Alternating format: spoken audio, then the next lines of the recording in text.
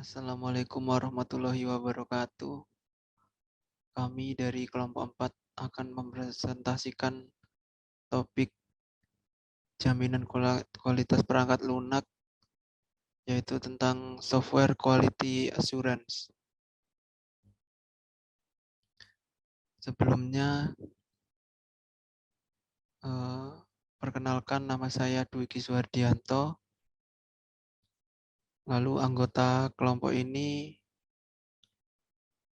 yang lain adalah Rio Teguh Susanto, Faris Apriansyah, Izha P. Ardiansyah, dan Rizky Rizal Nur M.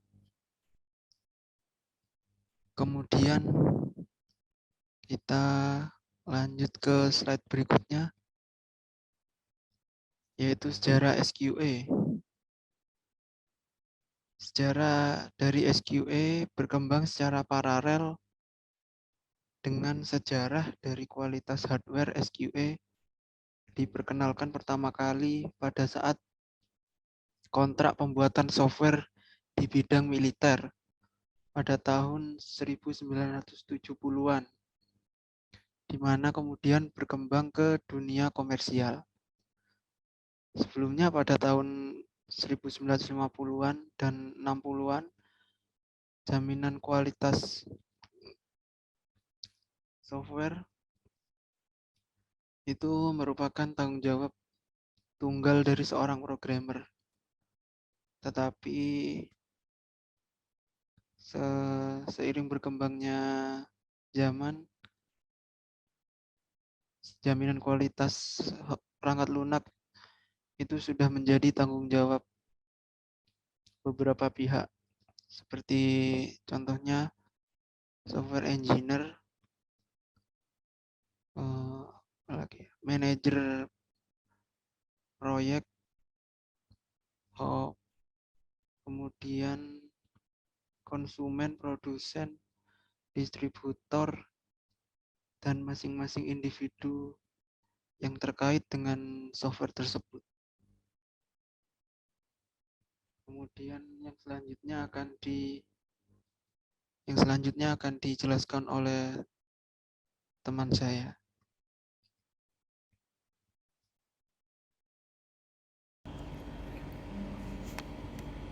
Saya akan melanjutkan presentasi dari Mas Dwiki. Selanjutnya adalah Software Quality Assurance atau yang bisa disebut SQA, meliputi pendekatan manajemen kualitas teknologi software engineering yang efektif. Pertemuan peninjauan teknis selama proses software berlangsung, strategi pengujian bertingkat, mengendalikan dokumentasi software dan perubahan yang terjadi. Prosedur untuk memastikan kesesuaian dengan standar pembangunan software. Jika ada standar yang digunakan, mekanisme pelaporan akan terukur. Pembahasan kita berfokus pada masalah manajemen dan aktivitas proses khusus yang memastikan bahwa pembangunan software dilakukan secara benar, memenuhi kriteria yang sebenarnya, dan pada waktu yang tepat.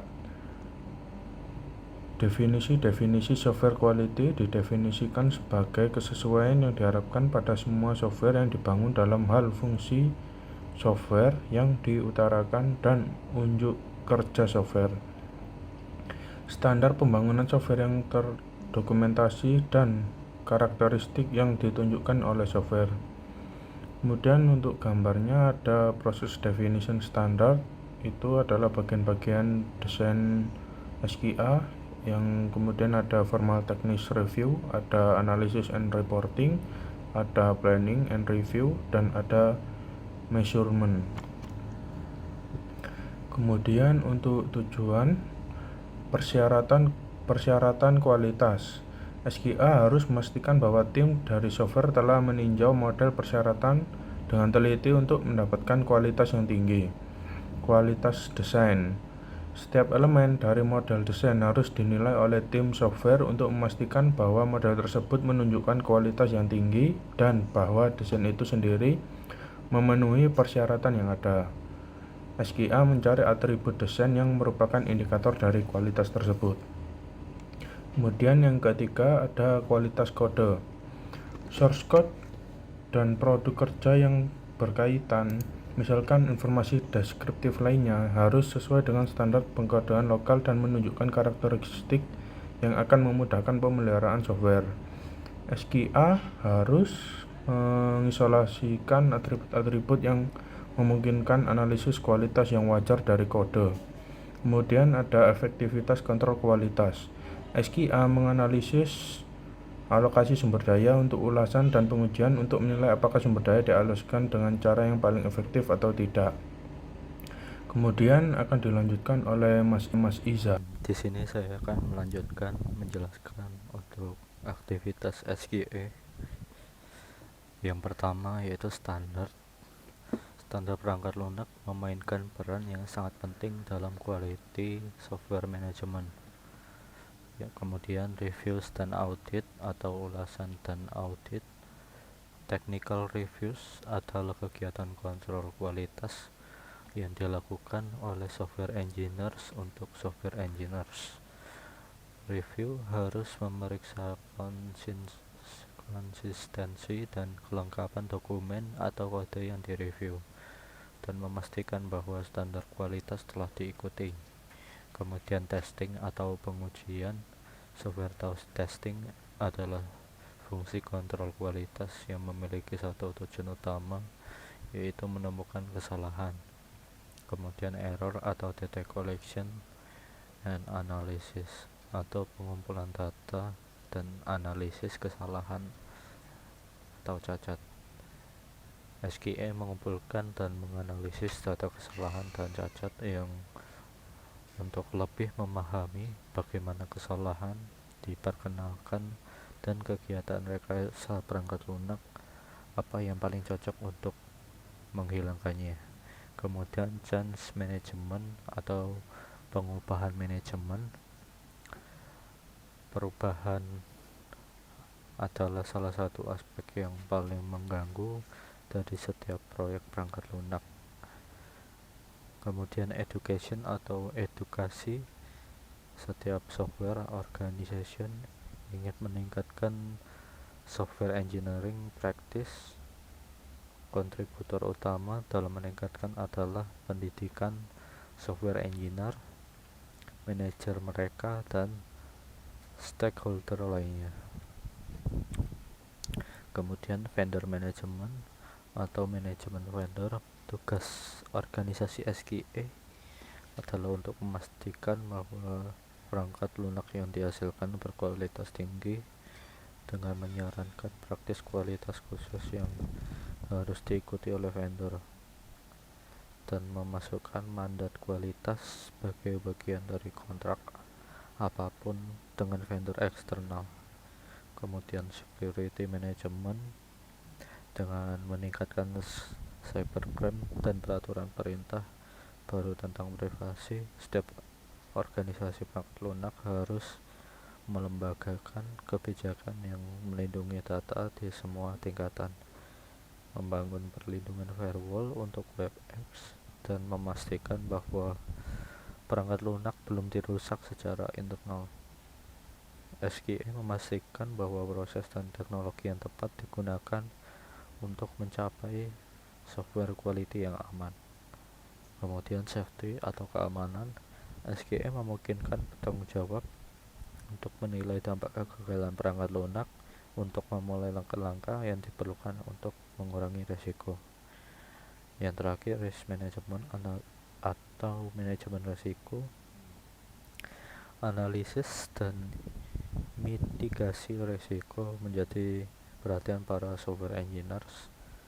Organisasi SQA memastikan bahwa kegiatan manajemen risiko dilakukan dengan benar dan bahwa rencana konsistensi terkait risiko telah ditetapkan. Tugas software quality assurance terdiri dari beragam tugas yang terikat dengan dua daerah berbeda. Insinyur perangkat lunak yang mengerjakan pekerjaan teknis dan kelompok SQA yang memiliki tanggung jawab untuk perencanaan dan pengawasan, penyimpanan, catatan, analisis, dan pelaporan peninjauan mutu. Insinyur software menangani kualitas dan melakukan aktivitas untuk mengontrolnya, dengan menerapkan metode yang tindakan teknis yang kuat, melakukan tinjauan teknis, dan melakukan pengujian software yang terencana dengan baik. Proses pengujian software dengan terencana. Mempersiapkan rencana SKA untuk memproyek rencana tersebut, mengidentifikasi evaluasi yang akan dilakukan, audit dan tinjauan yang akan dilakukan, standar yang berlaku untuk proyek, prosedur pelaporan kesalahan dan pelacakan produk kerja yang dihasilkan oleh kelompok SKA, feedback yang akan diberikan kepada tim software, berpartisipasi dalam pengembangan deskripsi proses proyek software. Tim software memiliki proses untuk pekerjaan yang akan dilakukan. Grup SKA meninjau deskripsi proses untuk agar sesuai dengan kebijakan organisasi, standar internal software, standar yang diberikan secara eksternal, dan bagian lain yang rencana proyek software. Meninjau aktivitas software engineering untuk memverifikasi kesesuaian dengan proses perangkat lunak yang ditentukan grup SKA, mengidentifikasi, mendokumentasi, dan melacak penyimpangan dan dari proses yang memverifikasi bahwa koreksi telah dilakukan. Assalamualaikum warahmatullahi wabarakatuh. Di sini saya akan menjelaskan slide ke-9, yaitu proses pengujian software dengan terencana. Yang pertama yaitu audit software produk kerja yang ditunjuk untuk memverifikasi kepatuhan dengan yang ditetapkan sebagai bagian dari proses software. Grup SKA meninjau produk kerja yang dipilih, mengidentifikasi, mendokumentasikan, dan melacak penyimpangan, memverifikasi bahwa koreksi telah dilakukan, dan secara berkala melaporkan hasil pekerjaannya kepada manajer proyek. Yang kedua yaitu memastikan bahwa penyimpangan dalam pekerjaan perangkat lunak dan produk kerja didokumentasikan dan ditangani sesuai dengan prosedur yang didokumentasikan. Penyimpangan dapat ditemui dalam rencana proyek, deskripsi proses, standar yang berlaku, atau produk kerja software engineering. Yang ketiga yaitu merekam setiap ketidaksesuaian dan melaporkan kepada manajemen senior item yang tidak sesuai dilacak sampai diselesaikan. Sekian presentasi yang saya sampaikan. Apabila ada salah kata maupun ucapan, mohon dimaafkan. Wassalamualaikum warahmatullahi wabarakatuh.